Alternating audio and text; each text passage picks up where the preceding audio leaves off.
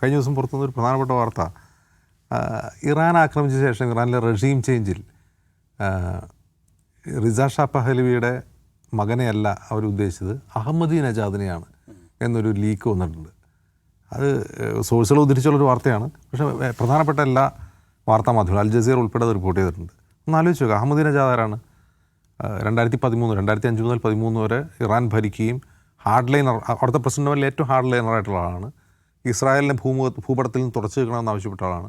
അമേരിക്കയെ വലിയ സാത്താൻ എന്ന് ആവർത്തിച്ച് UN ഉൾപ്പെടെ വിളിച്ചു പറഞ്ഞ ആളാണ്. അങ്ങനെ ഒരാളെ ഖാംനയെ വധിച്ച ശേഷം ഖാംനയുടെ സ്ഥാനത്ത് അഹമ്മദി നജാദിനെ പ്രതിഷ്ഠിക്കാനാണ് ഇരുന്നത്. അഹമ്മദി നജാദിൻ്റെ വീട് ആക്രമിച്ചു. അദ്ദേഹം ഹൗസ് അറസ്റ്റിലാണ്. അപ്പോൾ വീട് ആക്രമിച്ച് അദ്ദേഹത്തിന് പരിക്കേറ്റ്, പിന്നെ അദ്ദേഹത്തെക്കുറിച്ച് ഇപ്പോൾ ഒരു വിവരമില്ല എന്നുള്ളതാണ് വാർത്ത.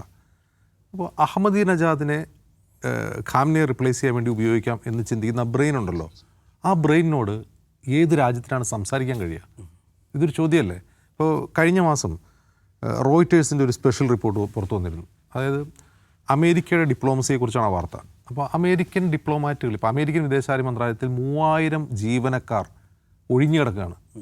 കുറേയധികം പേര് സ്വയം പിരിഞ്ഞുപോയി, കുറേ പേരെ ഫയർ ചെയ്തു. 3000 ജീവനക്കാരില്ലാതെയാണ് അമേരിക്കയുടെ വിദേശകാര്യ വകുപ്പ് പ്രവർത്തിച്ചുകൊണ്ടിരിക്കുന്നത്.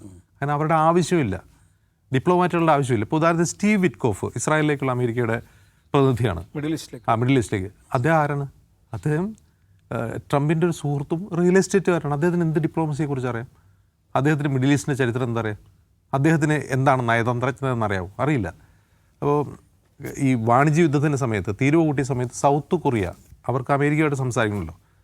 അപ്പോൾ അവരുമായിട്ട് സംസാരിക്കാൻ ഒരു വഴിയില്ലാതെ അവരെന്ത് ചെയ്യുന്നു? ഒരു വൈറ്റ് ഹൗസിലൊരു ട്രംപിൻ്റെ സഹായിയോടാണ് അവർ ഡിപ്ലോമാറ്റിക് ചർച്ച നടത്തുന്നത്. കാരണം അവർക്കാണ് കുറേ കൂടി ട്രംപ് എന്താണ് ചിന്തിക്കുന്നത്, ട്രംപ് എന്താണ് നാളെ ചെയ്യാൻ പോകുന്നതെന്ന് അറിയുക. അപ്പോൾ അഹമ്മദി നജാദിനെ കൊണ്ട് ഖാംനയെ റിപ്ലേസ് ചെയ്യാമെന്ന് ചിന്തിക്കുന്ന തലച്ചോറാണ് അവിടുത്തെ ഡിപ്ലോമസി. അവരോട് ഇറാൻ എങ്ങനെയാണ് സംസാരിക്കുക? ഇറാൻ എങ്ങനെയാണ് സമാധാന ചർച്ച നടത്തുക? എന്ത് പ്ലാനാണ് അവർ മുന്നോട്ട് വയ്ക്കുക? അപ്പോൾ ഇത് അമേരിക്ക നേരിടുന്ന പ്രതിസന്ധി മാത്രമല്ല, ലോകം നേരിടുന്ന പ്രതിസന്ധി. ലോകത്തെ ഏറ്റവും വലിയ സൈനിക ശക്തിയായ, ലോകത്തെ ഏറ്റവും ശക്തിയുള്ള ഒരു രാജ്യം ഡിപ്ലോമാറ്റിക്കലി വട്ടപൂജ്യമാണ്. അവരെന്ത് ചെയ്യുന്ന അറിയില്ല, അവരുടെ ബിഹേവിയർ പഠിക്കാൻ പറ്റില്ല, അവരുടെ എങ്ങനെ സംസാരിക്കുന്ന അറിയില്ല. നമ്മൾ ഒരു പ്രശ്നമുണ്ട്, ആ പ്രശ്നത്തിൽ മധ്യസ്ഥ ചർച്ച ഒരു ഭ്രാന്തൻ്റെ അടുത്തേക്ക് പോകാമെന്നിരിക്കട്ടെ, നമ്മളെങ്ങനെ അയാളോട് ചർച്ച ചെയ്യും? അയാൾ എന്താണ് ഇങ്ങോട്ട് പറയാമെന്ന് പറഞ്ഞാൽ നമുക്കൊരു പ്ലാനായിട്ടല്ലേ പോകാൻ പറ്റുക. അപ്പോൾ എന്താണ് ചെയ്യുന്നതെന്ന് അറിയില്ല, എന്തും ചെയ്യുന്ന ഒരു അരക്കിറുക്കൻ പ്രസിഡന്റ്, എക്സെൻട്രിക് പ്രസിഡന്റ് ഒരു രാജ്യത്തെ മുന്നോട്ട് നയിക്കുകയാണ്. ഇതുണ്ടാകുന്ന പ്രശ്നങ്ങൾ എന്തൊക്കെയാണ്? ഇപ്പോൾ ഈ വിഷയത്തിന് ശേഷം അമേരിക്കയിൽ ഉണ്ടാകുന്ന, ഇപ്പോൾ അമേരിക്കൻ കോൺഗ്രസ് സെനറ്റൊക്കെ കൂടി ഒരു നിയമം കൊണ്ടുവന്നിട്ടുണ്ട്. അദ്ദേഹത്തിന് യുദ്ധം ചെയ്യാനുള്ള ട്രംപിൻ്റെ അധികാരത്തെ വെട്ടിക്കുറയ്ക്കുന്ന നീക്കങ്ങൾ അവിടെ നടക്കുന്നുണ്ട്. ആ നീക്കത്തിൽ ഡെമോക്രാറ്റുകൾ മാത്രമല്ല റിപ്പബ്ലിക്കന്മാരുണ്ട്. അതായത് ട്രംപിൻ്റെ പാർട്ടിയിൽ തന്നെ അവർ രണ്ട് ചേരിയായി തിരിഞ്ഞിരിക്കുകയാണ് ഇറാൻ യുദ്ധത്തിൻ്റെ കാര്യത്തിൽ. ട്രംപ് ഇന്ന് എന്താ പറയുക, യുദ്ധം ഓൾറെഡി തീർന്നു കഴിഞ്ഞു, യുദ്ധം കഴിഞ്ഞു, ഇനിയിപ്പോൾ എന്താണ്, ഇനിയിപ്പോൾ ഉടൻ തന്നെ ഒരു ഡീൽ ഉണ്ടാക്കും എന്ന് പറയും. അപ്പോൾ എന്ത് ചെയ്യും?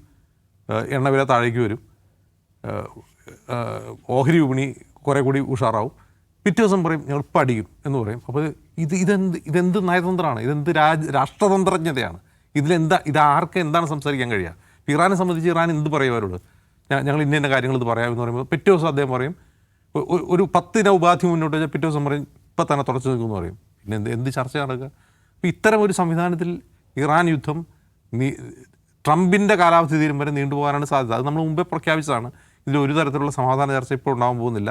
ഇതിങ്ങനെ ഓൺ ആൻഡ് ഓഫ് ആയിട്ട് ട്രംപിൻ്റെ അടുത്ത തെരഞ്ഞെടുപ്പ് വരെ, അമേരിക്കൻ തെരഞ്ഞെടുപ്പ് വരെ മുന്നോട്ട് പോകാനാണ് കൂടുതൽ സാധ്യത. അല്ലാതെ ഇതിൽ ഒരു തരത്തിലുള്ള പോസിറ്റീവ് സയൻസും ഞാൻ കാണുന്നില്ല.